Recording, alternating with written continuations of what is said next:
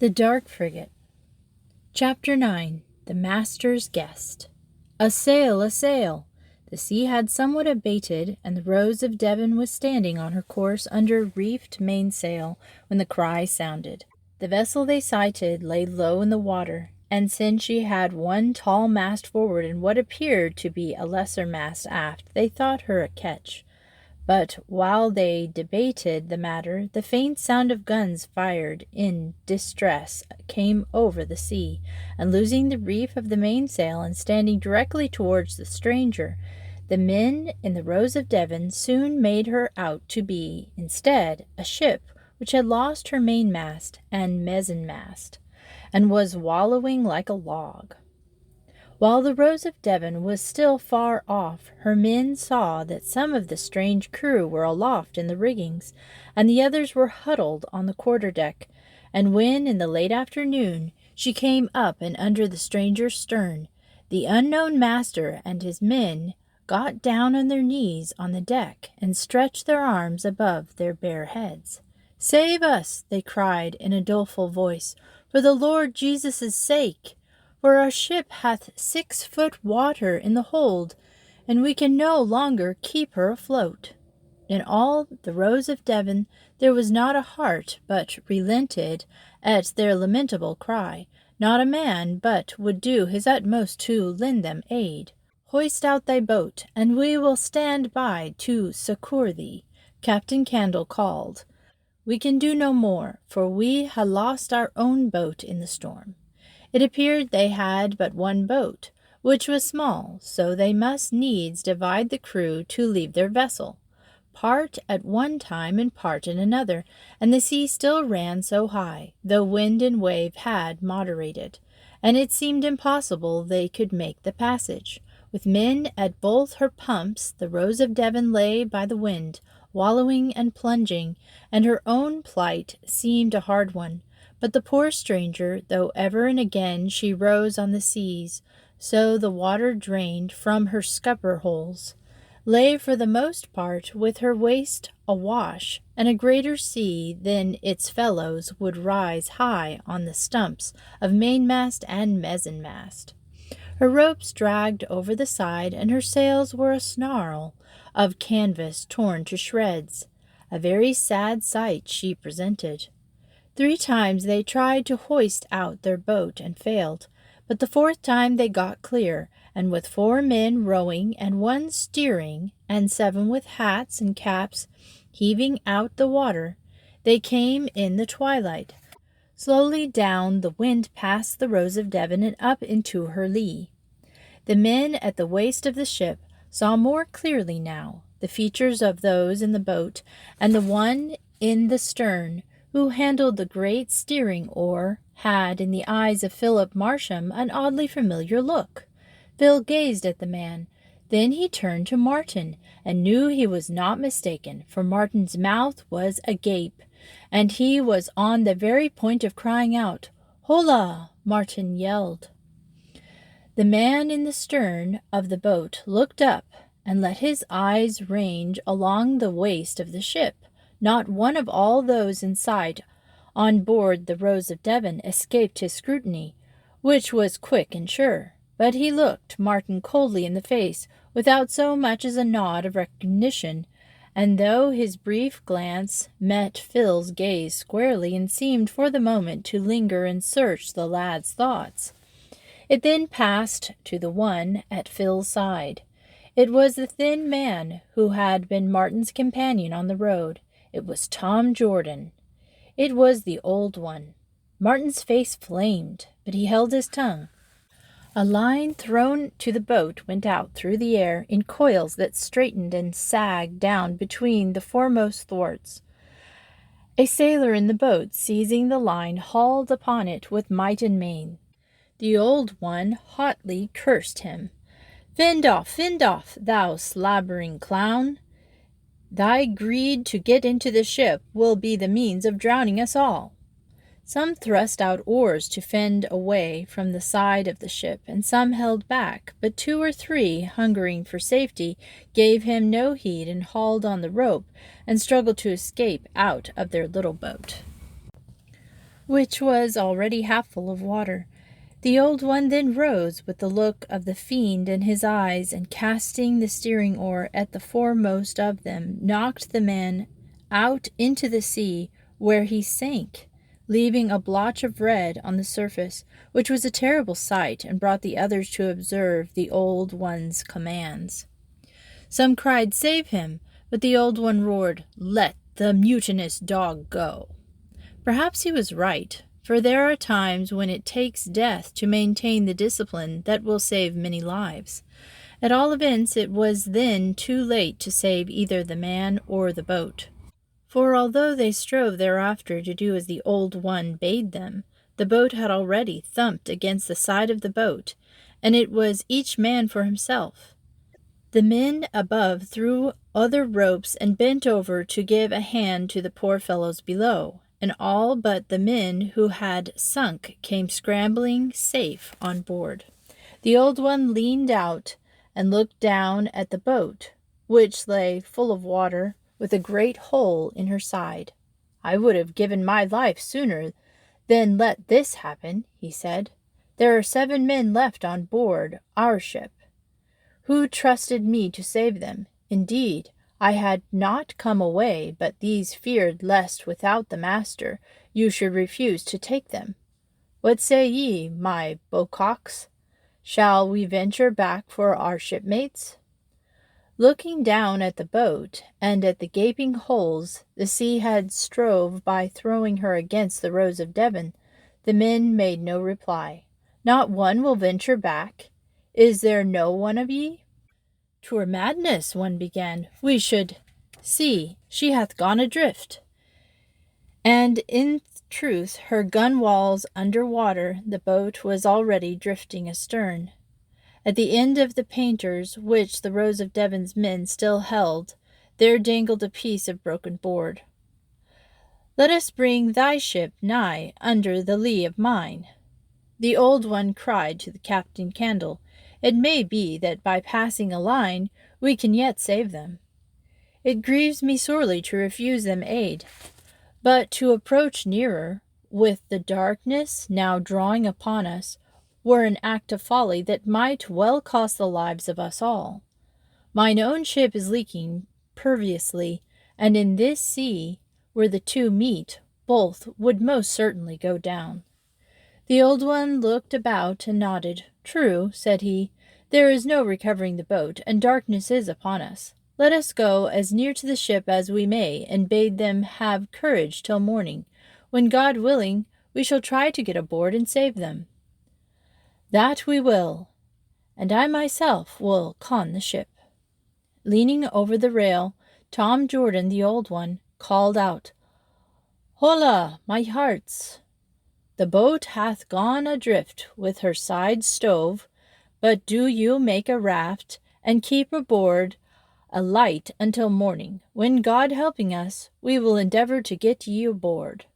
Perceiving for the first time that the boat was gone, and there was no recovering her, those left on board the wreck gave a cry so sad that it pierced the hearts of all of the Rose of Devon, whose men saw them through the dusk, doing what they could to save themselves, and presently their light appeared. Working the Rose of Devon to windward of the wreck, Captain Candle lay by, but all his endeavors could not avail to help them, for about 10 o'clock at the night, 3 hours after the old one and his 10 men had got on board the Rose of Devon, their ship sank, and their light went out, and 7 men lost their lives. The old one, standing beside Captain Candle, had watched the light to the last. "It is a bitter grief to bear," he said, "for they were 7 brave men. A master could desire no better mariners. 'Tis the end of the Blue Frigate from Virginia, bound for Portsmouth, wanting 7 weeks.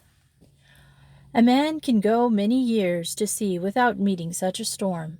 Yea, 3 days go, when the wind was increasing all night, we kept only our 2 courses aboard. At daybreak we handed our main course, but before we had secured it the storm burst upon us so violently that I ordered the foreyard lowered away. But not with all their strength could the men get it down, and of them all not one had a knife to cut away the sail, for they wore only their drawers without pockets, so the gale drove us head into the sea, and stopped our way, and a mighty sea pooped us, and filled us, and we lay with only our masts and forecastle out of the water. I myself, being fastened to the mizzen mast with a rope, had only my head out of water. Yea, we expected to go straight down to the bottom, but God of his infinite goodness was pleased to draw us from the deep, and another sea lifted up our ship. We got down our foresail and stowed it, and bored holes between the decks to let the water into the hold, and by dint of much pumping we kept her afloat until now. In all we have lost 8 lives this day, and a sad day it is. From Virginia, wanting 7 weeks, Captain Candle mused. Captain Jordan stole a swift glance at him, but saw no suspicion in his face. Yea, from Virginia. You shall share mine own cabin, but I fear you have come only from one wreck to another. The 2 captains sat late that night at the table in the great cabin, one on each side, and ate and drank. There was fine linen on the table, and bread of wheat flour with butter less than 2 weeks from the dairy, and a fine old cheese, and mutton stew, and canary, and sack, and aqua vitae. At midnight they were still lingering over the suckets, and almonds, and comfits that the boy had set before them, and the boy, nodding in uncontrollable drowsiness as he stood behind his master's chair, strove to keep awake. The murmuring voices of the men at the helm came faintly through the bulkhead, and up from below the deck came the creak of whipstaff and tiller. The moon shining through the cabin window added its wan light to the yellow radiance from the swinging lanterns, and stars were to be seen. So completely had wind and weather changed in a night and a day that save for the long rolling swell, the great gap where waist and boat and capstan had gone, the whole stuffed with blankets and rugs and hammocks, the stump of a mizzen-mast, and the rescued men on board. Save for these, a man might have forgotten storms and wrecks. You are well found, said Captain Thomas Jordan, tilting his glass and watching the wine roll towards the brim. Yea, and we are in good fortune. His thin face, and he lifted his eyebrows and slightly smiled at his host, settled into the furrowed wrinkle that had won him the name of the old one. We can give such entertainment as is set before you. His host dryly replied. Francis Candle was too shrewd a man to miss his guest's searching appraisal of the cabin and its furnishings. In his heart he already distrusted the fellow. Chapter 10. Between Midnight and Morning. Through the main deck to the gun-room and up into the forecastle there drifted smoke from the cook-room in the hold, which is the way of those old ships. At times it set choking the men at the pumps. It eddied about the water cask before the mainmast and about the riding butts by the heel of the bowsprit, and went curling out of the hawse pipes. It crept insidiously into the forecastle, and the men cursed fluently when their eyes began to smart and their noses to sting. There were 7 men in the forecastle, and Martin Barwick was one of the 7, although his watch was on deck, and he had no right to be there. Philip Marsham, whose watch was below, had stayed because he suspected there was some strange thing in the wind, and was determined to learn if possible what it was. 2 of the others were Yonkers of the Rose of Devon, who suspected nothing, and the remaining 3 were of the rescued men. There was a step above, and a round head appeared in the hatch. The dim, smoky light gave a strange appearance to the familiar features. "Ho, cook!" Martin cried, and thumped on the table. "Come thou down and bring us what tidings the boy hath brought thee in the cook-room. Yea, though the cook labour in the very bowels of the ship, is it not a proverb that he alone knows all that goes on? Slipping through the hatch, the cook drew a great breath, and sat him down by the table. She was the Blue Frigate, I hear, and 7 weeks from Virginia. God rest the souls of them who went down in her. From Virginia, quoth Martin. Either thou'rt gulled in truth, or thou'rt the very prince of liars. From Virginia. Ho, ho! And Martin laughed loud and long. Now it was for such a moment that Philip Marsham was waiting, nor had he doubted the moment would come, for although Martin had gone apart with the men who had come from the foundered ship, the fellow's head, which was larger than most heads, could never keep 3 ideas in flourish at the same time.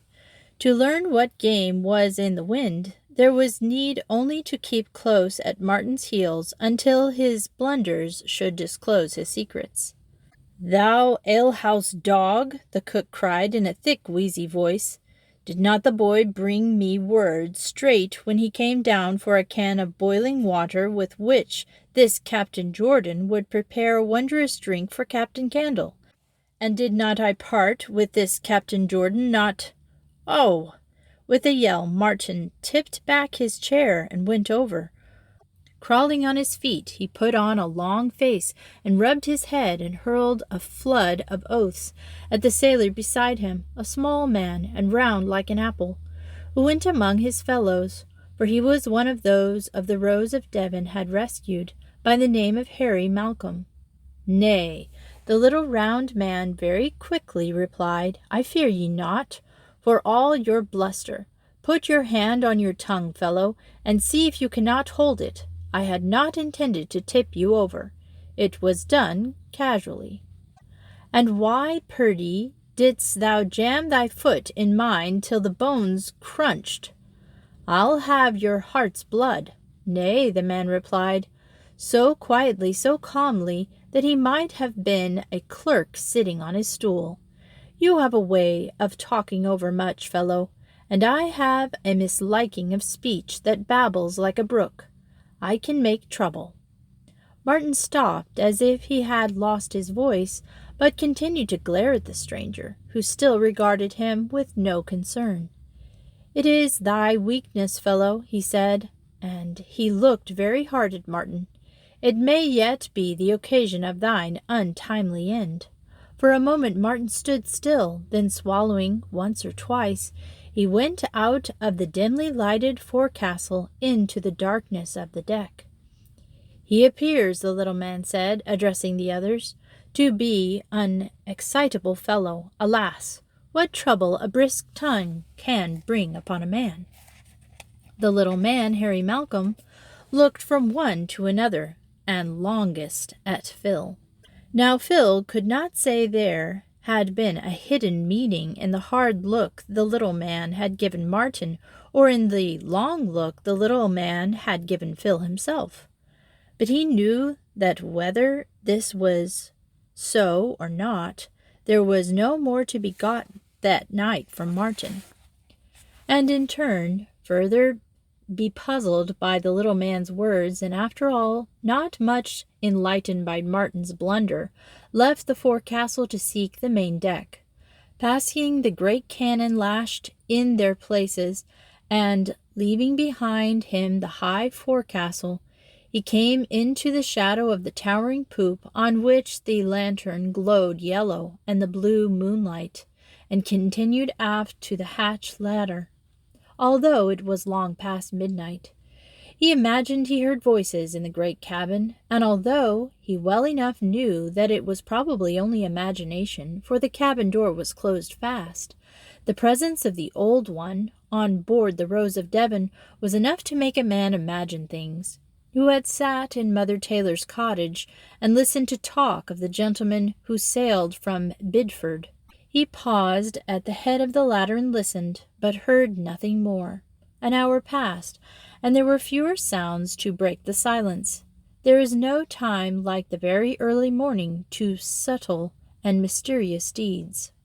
Boatswain Marsham was asleep below, and Captain Candle was asleep aft, when Captain Jordan arose and stretched himself, and in a voice that would have been audible to Captain Candle if he had been awake, but that was so low it did not disturb his sleep, vowed he must breathe fresh air ere he could bury his head in a blanket for the night.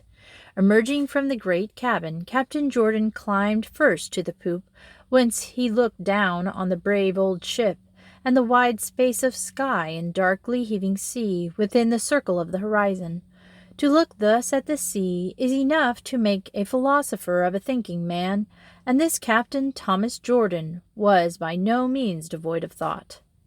But whereas many as one who stands under the bright stars in the small morning hours feels himself a brother with the most trifling creatures that live, and is filled with humility to consider, in relation to the immeasurable powers of the universe, his weakness during even his brief space of life. Whereas such a one perceive himself to be, like the prophets of the ancient times, in a divine providence, the old one, his face strangely youthful in its repose, threw back his head and softly laughed, as if there high on the poop he were a god of the heathen, who could blot out with his thumb the ship and all the souls that sailed in her. His face had again a haunting likeness to the devils in the old woodcuts, and indeed there is something of the devil in the very egotism of a man who can thus assert his vain notions at such an hour. Presently descending from the poop, and with a nod passing on the quarter-deck the officer of the watch, he paced for a time the main-top deck. He pretended to absorb himself in the sea, and the damage the storm had done to the waist. But he missed nothing that happened, and he observed the whereabouts of every man in the watch. Edging slowly forward, he stood at last beside a big man who was leaning in the shadow of the forecastle. "We meet sooner than you thought," he said in a low voice. "Yea, for we were long on the road, and entangled ourselves wonderfully among those byways and highways which cross the country in a manner perplexing beyond belief. Saw you your brother?" "In all truth I saw him." "And the devil take him." The old one laughed softly. "It is plain thy brother hath little love for a shipwrecked mariner," quoth he. "There is a most memorable antiquity about the use of ships, and even greater gluttons than thy brother have supped light, that worthy seaman might not go hungry to bed. We will speak of him another time. What think ye of this pretty pup we have met by the way? Ah, thine eye darkens.